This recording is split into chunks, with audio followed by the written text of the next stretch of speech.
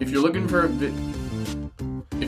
video on how to make a Yeat type beat that follows all the rules, you haven't found it. Though in about 10 seconds, I will tell you everything that goes into making a regular Yeat type beat and how to get away from that to make better, more different beats. Welcome to Better Make Music. My name is Guenther. Let's get it started. So you want to make a Yeat type beat? For this video, that's just what I did. But as promised, it's not just that. I spliced in some elements from Ken Carson type beats, Rage type beats, and some more like Hollywood Undead sounding stuff to keep it from sounding just like everything else. So let's start at step 1. What does a normal Yeat type beat always have? So for Yeat type beats, 4 things. And this also works for Ken Carson and Rage beats as well. First off, they always stick somewhere in that 136 to 155-ish BPM range. 2, they always have trap drums and are heavy on background and atmospheric sounds. 3, they always sound kind of Zelda-y or like 8-bit-y, which if you've never heard that before, it basically means like 80s to 90s video games. If you don't know, now you know. And number 4, they always have some kind of crunchy bass sound. And beyond those 4 things, there's really only one thing that changes between these different types of type beats that gives them their identity. Yeat type beats have a melody made from taking chords apart, arpeggios, right? Ken Carson type beats have a pattern of 2 to 4 notes that follows usually an arpeggio of some sort, and oftentimes it'll hit an octave, a 10th, or a 17th. Nobody really says that, it's just an octave and a 5th. Rage beats though, on the other hand, they'll have more fleshed out melodies and a full-on instrumental section. Also lots of distortion for feeling. So now that all of that's been said, I give you the best and the worst feeling in the whole entire world, a blank DAW. So the goal is to get away from this as quickly as possible. As always, and this is key, have an intention. It's not until sound 4 or 5 until my intention just completely goes flying out the window. Longer is probably better, but you should have an intention at least until there. The first thing I added for the hook was this Rhodes. It's playing these chords. Then I went and soaked it in distortion and layered it with this saw wave sound from SAR. Some of the presets actually aren't bad. Same chords, 2 octaves, let's put those in.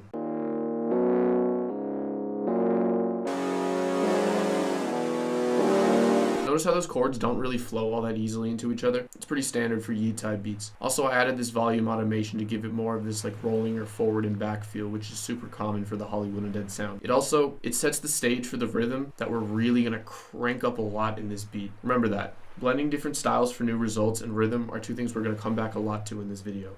The next 2 sounds were these 2 guitar patches. They're playing the same thing. One's an octave up. It's the same chords as the Rhodes from before, except the chords are a bit more filled in. Again, very Yeat. And they both got a very rolling volume automation. Again, rhythm. Let's put those in.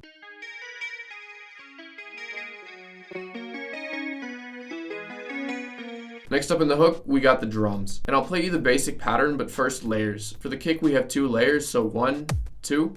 And for the snare, we have 4. 1 through 3 play through the whole beat, and the 4th really only comes in during the hook. So 1, 2, 3, and 4.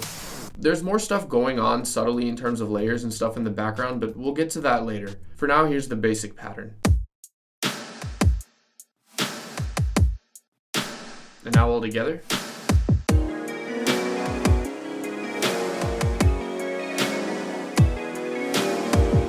Now, you want to really kick this rhythm into overdrive, because this is where things get interesting.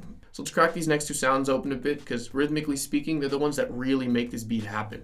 The way we're going to do it is like this. Step 1, bass. Take a listen.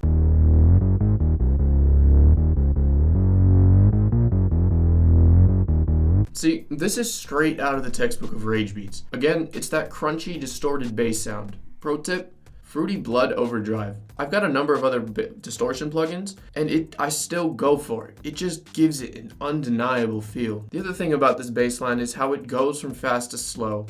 Fast bass lines will kick your beat up a gear, but in this case, when the bass slows and holds on that one note, it just stretches that rubber band. I'll play you the bass in context. Listen to how it affects the rhythm.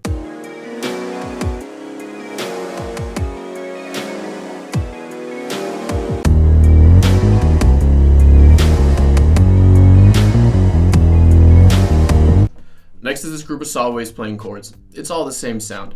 And this kind of grouping of sounds that fills this role is something typical of Hollywood Undead. Side note, whether you like that kind of music or not, as a producer you should be listening to it. Granted, I haven't listened to all of their songs, but there's a lot there to learn from. Back to the breakdown, this group of sounds takes the rhythm up a level just by themselves. It's all about momentum, so I took an EQ and a low pass filter and automated them so that that momentum moves in the way that I want it to. Check it out.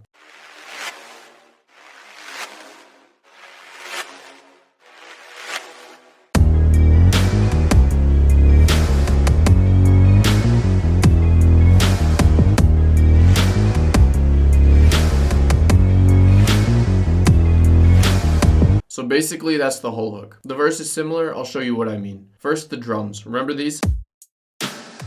Next, I added these risers and these white noise clips to help support those drums. You don't really hear them, but they're there. It's a very EDM thing to do, and it's just another element that adds to this rhythm. For the record, when I thought to add these in, I went back and put them into the hook. Here, take a listen.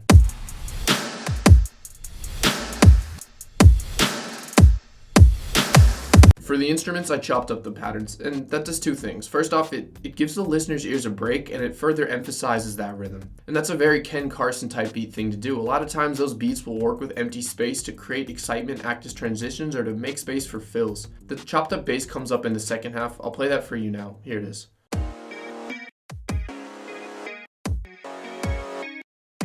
Now with bass.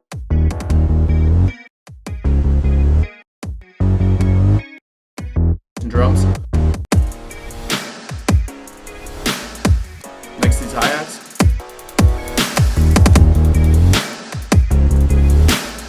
Drum fill. And now, last but not least, I added 3 sounds to layer that guitar melody to really beef up that second hook. You'll hear it in a sec when I play you the whole beat. One final note, thank you for watching. If you like this video, leave a like and a comment. Even just a thumbs up or a fire emoji lets me know that you got something out of this video. Maybe you have a request for a future video. Let me know. Beyond that, subscribe and join me on this journey through music. As always, my name is Guenther. Have a nice day, and remember, if you want to make music better, better make music. Now without further ado, the whole beat.